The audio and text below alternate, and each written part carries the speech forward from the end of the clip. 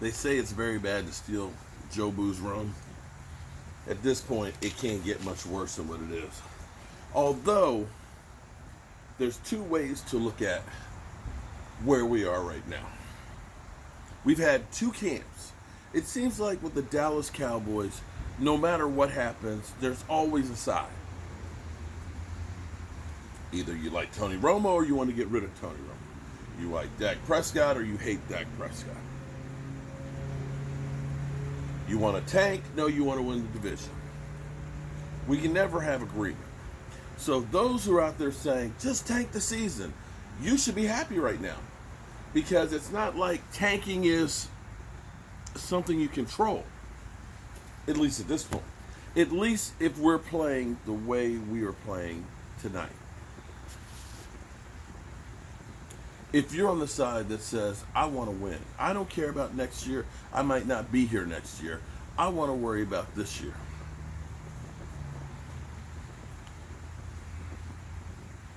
I've been a Dallas Cowboy fan all my life. I remember the Cowboys losing to the Colts. I don't remember the plays in the game. What I remember is how dejected my dad was. That's what I remember for the Cowboys losing in that Super Bowl. And I remember the joy after the Cowboys beat the Miami Dolphins. I remember the game. I was older when the Cowboys beat Denver. I remember the two losses to the Steelers. I've seen a lot with the Cowboys. I've seen the highs, the lows. I've seen the Cowboys make it to the NFC Championship game 3 years in a row in the 80s and lose it. To see Tom Landry, the man in the hat, that stoic figure who had all of these new innovations in football, from the shotgun to using the computer to finding players where, like Bob Bullet Hayes, where others hadn't looked, to seeing other coaches catch up and pass him by while he was still living in the past.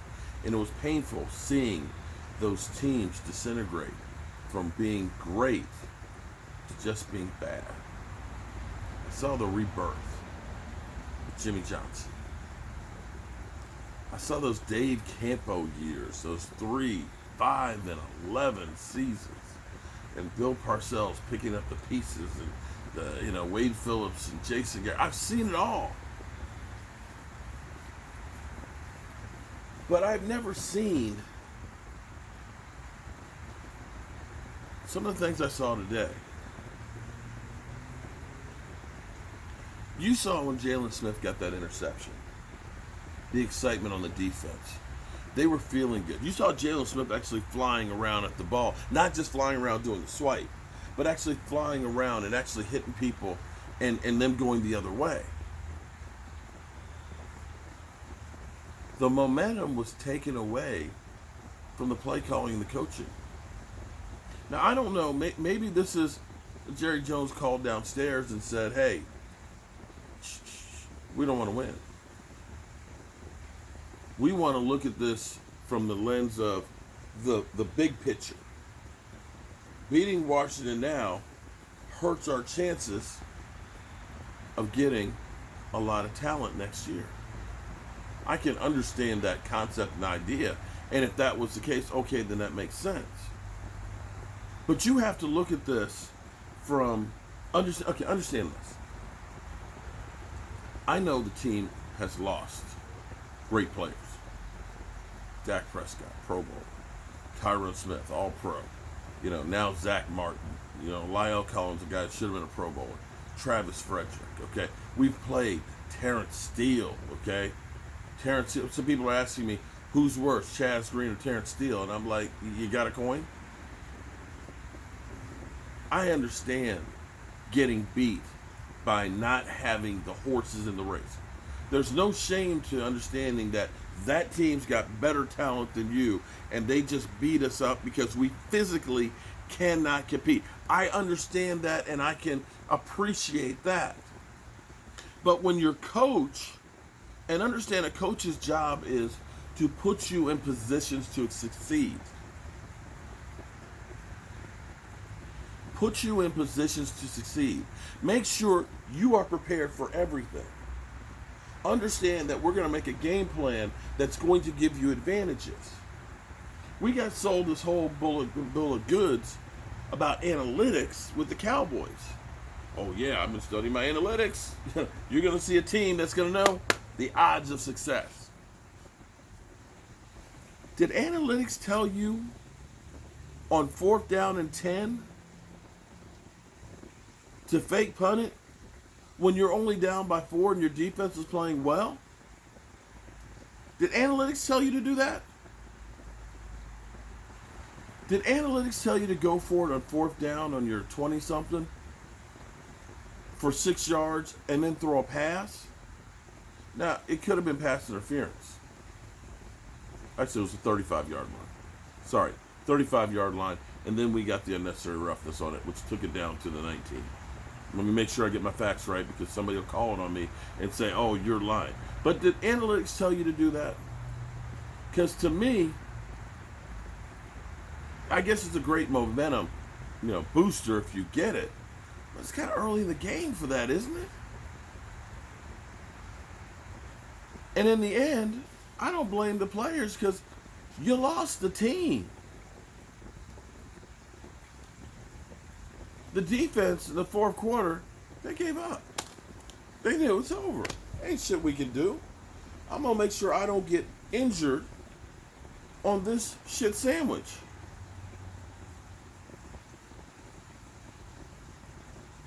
And that's the scary part on this.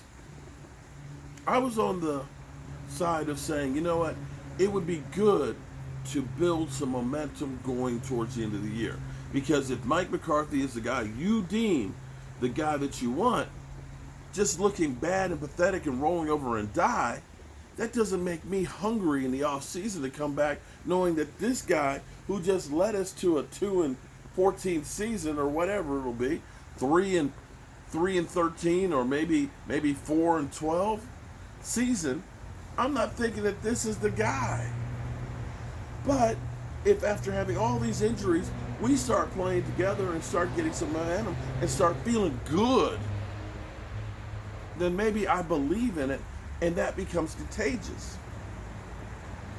But when you just go out and you just die and you look like you don't understand football 101, because some of these things, that Zeke Elliott fumbled the football, nobody touched the ball, he just dropped it. That happens, okay? I'm not going to put this whole game on him. But understanding that the Washington team was better in pass defense, we couldn't run the ball at all. Zeke had 5 carries in the first half. 5 carries. In the red zone, we can't score. First 5 games, we had a 68% conversion in the red zone offense. Last 3, it's only 33%, less than half. But how do you do a fake punt? 4th and 10 on your 23-yard line, down 4 points. If you're Jerry Jones, I think you got to start looking at this and saying, it might be time to cut bait. That maybe Mike McCarthy was a better salesman than he is as a coach. And maybe it was because of Aaron Rodgers and the things that were built before he got there that got him a Super Bowl. Because there's nothing that I can look at right now this season that says that Mike McCarthy is a genius. I keep thinking in my mind about that game with Ben DiNucci. A guy who hasn't had very many snaps. Instead of saying, listen, here's what we're going to do. You've been doing practice squad stuff, right? We're going to make sure you got 10 plays that you know like the back of your hand. Instead of doing that, You know, we spent the whole week working on gadget plays, triple reverses and things like that. You didn't even give the guy a chance to succeed.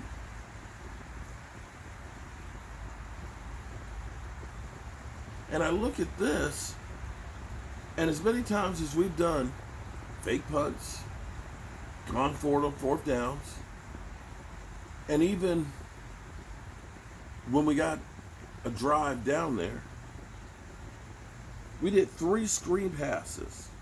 3 screen passes to Michael Gallup. Isn't he our deep threat?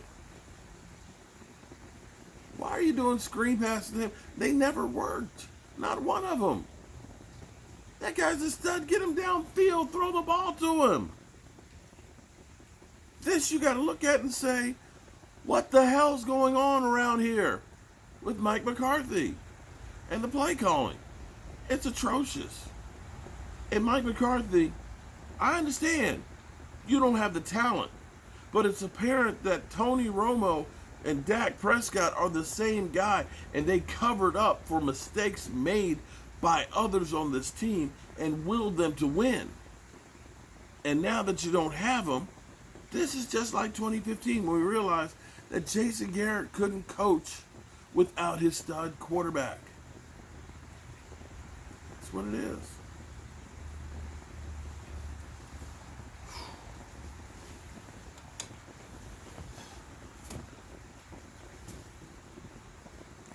This one hurts. Jessica was in there saying, hey, you know what? I'm a Cowboy fan. I'm not going to turn my back on it. I'm not turning my back on the Cowboys. But understand this. Understand this. I love my wife. I am the happiest man in the world that she's my wife. I wouldn't trade her in for nobody else. But you know, there's a few things about my wife that really get to me, that I really just don't like. Okay? And every man out there knows exactly what I'm talking about. There's some things, you know. Doesn't mean I don't love her. Doesn't mean I won't be with her for the rest of my life, God willing. But you know, and that's the love affair that I have with the Cowboys. I hate losing. I hate keeping thinking that next year is going to be different. I feel like freaking Charlie Brown, where I keep getting the football pulled out from under me. But just like Charlie Brown, I'll be back out there trying to kick the football. I hope you all have a great night. And I'm going to